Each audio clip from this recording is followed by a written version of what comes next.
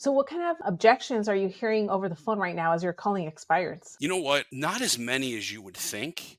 I should actually get this out. Hold on. I kind of figured out expireds based on this flow chart that I put together. I'm not Nice. like a techie flow chart guy, okay? Like whatsoever. Yeah. But the way that I figured this thing out, you do your intro, you come down to get the commitment from the seller. Then from there, they either say yes or no. And based upon the yes or no is where you go. If they say yes, you directly go into your close. So the way that I look at it here is about 80% of the conversation that you put together is skill based, not even skill based. It's asking the proper questions right off the bat. The 20% comes to be the objections that come up in play. But realistically, how many objections do you really get? It's always the same ones. It's the same 3 to 5.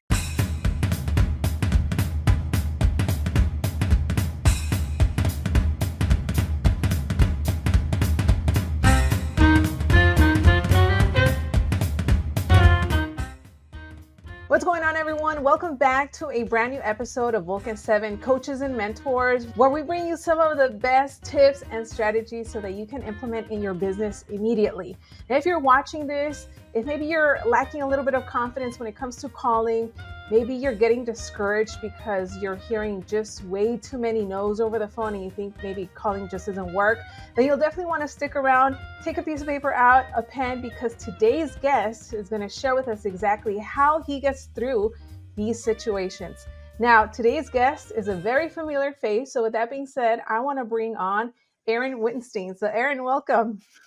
What's going on? It's so weird being on this side of this side of the curtain, if you will. So what's going on? How are you? Yes, I'm doing great. So for everyone that's watching that maybe is not familiar or hasn't seen your roadmap episodes, go ahead and tell us a little bit about yourself. Yeah, so my name's Aaron Wittenstein, if you couldn't figure that out. I've been an agent now for 23 years.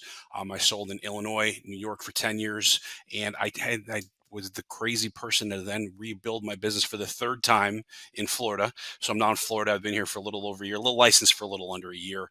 I'm active in the business. I focus on expireds. Expireds are my thing. So it's a fun business, and how can I put it? It's like, I don't know. It's like Loida, I'm not used to it if I don't pick up the phone in the morning. Okay, Yeah. every single morning I pick up the phone and I make phone calls. Otherwise, I feel like I didn't shower. It's really kind of weird. So Yeah, I bet it almost feels like you're not being productive. So it's kind of already exactly, a part of your routine. 100%, 100%. So I know that before we press record, you were mentioning how today was one of those days that you just got so many no's and you haven't had this type of response in a long time, right? That is right. That is right. I mean, I talk to agents all day long about getting through the nose and getting through I don't think it's rejection. You know what I mean? Like Mhm. I don't believe in rejection, because the reality of it is we're calling people that don't know who we are and have no reason for us to call them. So like, let's say that I go out and someone's like, "You're ugly. I don't want anything to do with you." That's being rejected. Okay, that's being rejected. But speaking to someone on the phone that hangs up, that's not rejection. You know what I mean? That's just maybe getting someone at the wrong time. And I'm a firm believer. I don't know. Lloyd, are you a numbers person by chance? Like, do you kind of do you believe in Yeah. numbers?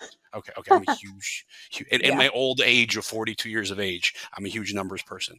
And like today, I got a lot of no's. All right, I got a lot of no's, but I know they all average out, because Mhm. when I look at the actual numbers that I do, theoretically, I should speak to 20 people an hour. I speak to 20 people an hour, you multiply that by 5, that's 100 people a week. My rate right now on appointments is getting 1 out of every 33 contacts I get an appointment. All right, so 1 out of 33, I get an appointment. Out of those 3 appointments, 1 will cancel on me or disqualify. The other one, and then I convert at 50%. So as long as I'm speaking to 6 to 7 people per hour, I lead generate 40 weeks a year. That's 40 listings taken throughout the year. Average price point of $15,000. Multiply that, go from there. So it's not all about the nose. It's about knowing your numbers Mhm. and really diving into that and figuring out, like, here's what it is. You had a bad day. I'll have a good day tomorrow. It's really not the end of the world. And I'm glad that you're bringing up the numbers because I'm sure there's going to be a lot of agents listening to this that they're like, oh, well, Aaron said this number, so I just need to call 100 people a week and I'm going to get 40 listings. However, I think it's very important to mention your skills Mhm. because tell everyone how long you've been doing it, how long you've been doing this, how often do you practice, what hours you do, like all of that. So I've been calling. Like I said, I'm an expired guy. I've been doing it since late 2013 is how long I've been calling expireds for. Average lead generate 5 days a week, 3 hours a day. Okay.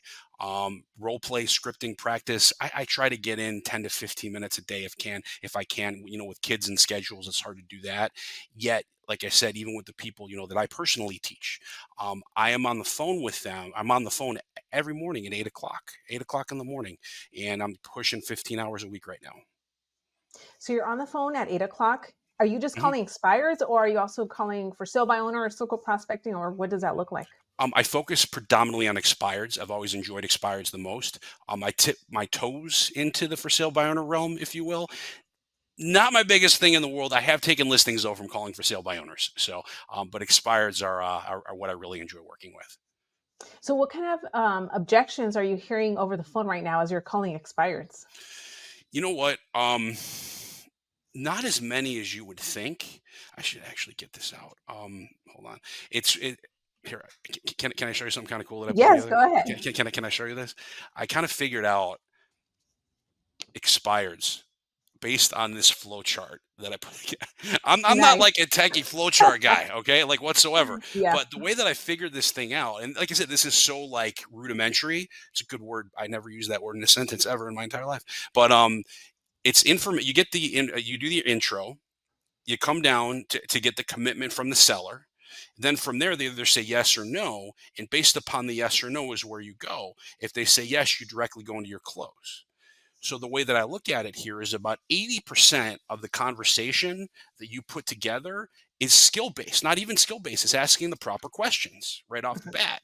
The 20% comes to be the objections that come up in play. But realistically, how many objections do you really get? It's always the same ones. It's the same 3 to 5. And once you figure, like, do you have a buyer? I wish I did. That would make both of our lives a lot easier. We don't want to sell, not now or not ever. Interest rate stuff, that's a condition, in my opinion. That's not an objection. So there's only a few that wind up coming through to, that make sense to me. So as you've been making calls all these years, Mhm. were you always confident in the beginning, or how did you get to the point that you're like, I'm just going to call because if I don't call, I feel like I'm not doing anything. No, it takes time. It takes time to get there. And the funny part right now is that my skill set has never been greater. I'm pretty good at what I do right now, but based on the market being new and figuring out all the nuances of Florida, the results may not be there yet, is the best way to put it. A New York market versus a Florida market are two like totally different things. Yet the thing is that you need to be able to remain fluid with what you're saying, because what may work today, because there's it's not, you know this, it's not just what you say, Mhm. it's how you say it as well. And we need to make sure that our tonality is right, our pitch is right, all that type of stuff. And that's what I'm teaching myself a lot more lately, is not just what to say, it's how to say it. Especially here, when you have where I'm located, you have people from the Northeast, from the West Coast, from the Midwest. It's such a dynamic of people, that are here. Yeah, and I'm glad that you're mentioning. Obviously, you relocated. There's probably agents that are watching this that have moved to a new market. Mhm. So for you, can you kind of share how did you tackle on, starting in Florida, and where did you start? Did you start with, neighborhoods, or you just got Vulcan 7 and let's call it expireds? I just continued doing what I always did. You know what I mean? Because like I said, being in New York was a different animal. They put a lot of restrictions on what we're able to do in New York. Being here in Florida, like I said, it's different here. There's a lot more competition here in Florida, than I'm accustomed to, which is fine. You just need to increase your skill set, because the better that you are, how can I put this? The better that you come off, the better you are. It's not, and it's also part of it is just being at the right place at the right time and just doing the activity, knowing the results will follow. Okay. So I want to do a quick role play Sure, where you're the agent, I'm an sure. expired, and let's just give everyone here a little show. Let's see what you got. Oh no. Okay. All right. Hold on. Let me put my expired face on. Okay. All right. All right. Ring ring. Hello. Hi, my name is Aaron. I'm a realtor. I got to ask, how in I the already world? got so many calls this morning. I'm not looking to sell. Sure, no, no, real quick. How in the world did that place not sell? My last agent said that the home could sell in 60 days, but then I guess interest rates went up, and now I'm just getting bombarded by a whole bunch of annoying realtors since like 7 o'clock this morning. Sure, I get it. I get it. Well, if you still could sell, would you sell? I don't know at this point. It would have to be like a crazy good offer for me to even consider it. Sure, sure, sure. So, ironically, I'm actually going to be in your neighborhood tomorrow around 4 o'clock. Would you be offended if I stopped by to take a quick peek? You know what? I don't want to waste my time. I don't want to waste your time coming by. I've had like three other agents that have told me the same thing, Sure, and I'm sure you want to come and get a listing, but I'm just not sure. looking to get another agent right now. I get it. I'm not looking for a commitment here, just an appointment. Okay. And I guess the true question is if you were still able to get your number in the next 30 days, would that pose a problem for you? No, but that's what the last agent said. Hmm. And my husband and I were just so disappointed. And Sure, plus, we don't even know if we would be able to get our next house now, just sure, because the interest rates have gone up. So I don't know. I have to talk to my husband. sure. How long have you been married for? For 10 years. 10 years. Yeah, I'm pushing 15 right now. And if your relationship is anything like mine, my wife just puts things on the calendar. I'm expected to show up. Let's do this. Let's go ahead, get something on the calendar for tomorrow at 3. If it doesn't work out, you can let me know and we can go from there. Does that sound fair? I don't want to promise you anything. Like I said, I'm not looking for a commitment, just an appointment. Okay. Well, when you come, like, are you gonna bring stuff or I can what? leave everything in the car, whatever makes you feel most comfortable. You know what? At this point, just text me your information Sure. and let me talk to my husband. If he agrees, then I'll just give you a call and let you know to come. God, okay. So is this the best number to text you at right here? Yes. Okay. So let me ask you this. Okay. Let's say theoretically, I come by the house, we put together a plan that makes sense for you and your family. Okay. And it makes sense. We can get you in this place, get you out of the other place. Wouldn't it at least make sense for us to sit down for 7.5 to 12.5 minutes to see how that works out for you? It wouldn't hurt, but look, let's do this. If you have a Mhm. buyer, I'd be more than happy to work with you. But at this point, I just don't. We don't want to interview agents right now. Sure. No, I get it. I get it. And I wish I had a buyer that would make our lives both a lot easier. Now, so the thing is that would you want? How can I put this? Because, like I said, you just I sense like frustration. You know what I mean? Is that if we would you rather have one buyer or multiple buyers? Multiple buyers would be great. Okay. Okay. But we just didn't get that activity last time, so I'm just like really disappointed. I know, I know. And unfortunately, all agents are not created equal. Okay. I know we don't know each other yet. What I do is I specialize in selling properties. They're on the market for extended periods of time without selling. Okay. If you were to Google me, look me up. I'm nationally known for helping people sell training agents to do exactly what I'm doing. Okay. And like you said at the beginning, and like I said, I'm saying if because there's no guarantee, if I was able to get you your number, it would at least make sense to have a conversation. Wouldn't you agree?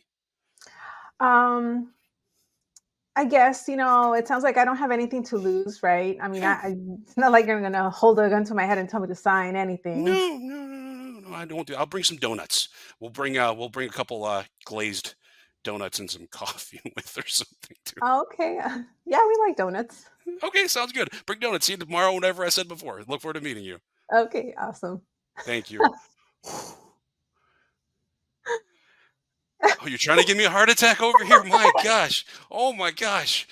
That was good. That was fun. Yeah, no, I think I wanted to say what I said because Yeah. that's kind of like what people will encounter. Hmm. And I think you've even said before in some of your videos on your YouTube channel, which by the way, everyone the his links are below. You got to be hard when you're role playing because when you're actually making the calls, they're probably not going to be this hard. But if you're ready, it's going to be like a breeze. Yeah, that was. I want to role play with you more often. That was fun. Oh my gosh, I'm sitting here and I'm like, I can't make myself look bad and not close right now, you know. But no, that was really good. Thank you. That was really fun. Thank you very much, Loida.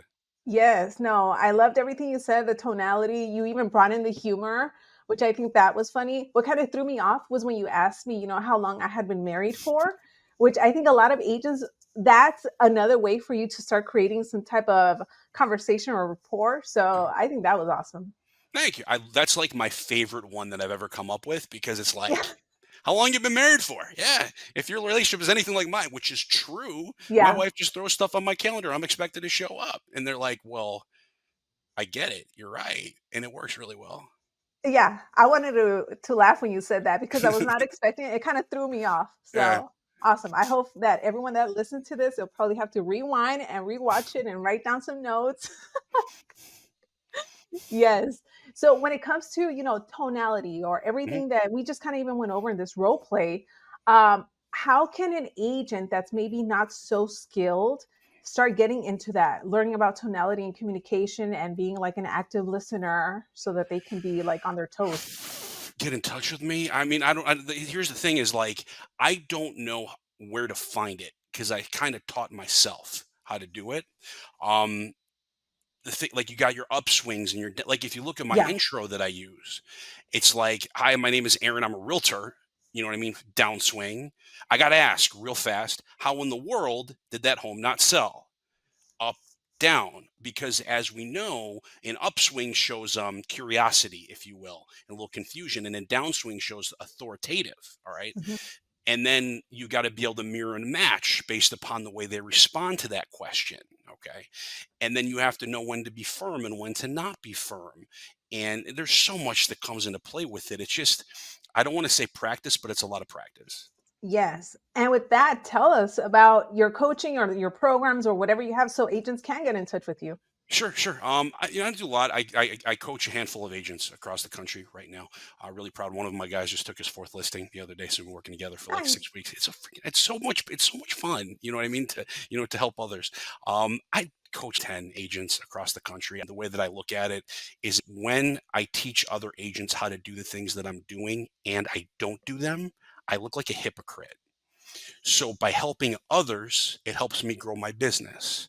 And everything that I preach, I practice. Awesome. And we're going to make sure to put your link in the description box. Yes. And last question I'm going to ask you. Mhm. Let's say that there's an agent watching this. They're getting a late start. Maybe, I don't know, they've been slacking January, but they're like, you know what? I need to get it together. What Mhm. do they need to do immediately to get the ball rolling? You got to sign up for Vulcan 7, number one, okay, because you got to have the data in place. If you don't have the data, it means nothing, okay? If you don't, I'm going to repeat that again. If you don't have the data, it means nothing. That's it. First thing. And then the second thing is action. You need to get into action. I don't care if you have call reluctance. I don't care if you're worried. I don't care if you got hung up on a lot of times before. You have to have action because without by doing the activity, the results will follow. Yet without doing the activity, there's no results to be had in the first place.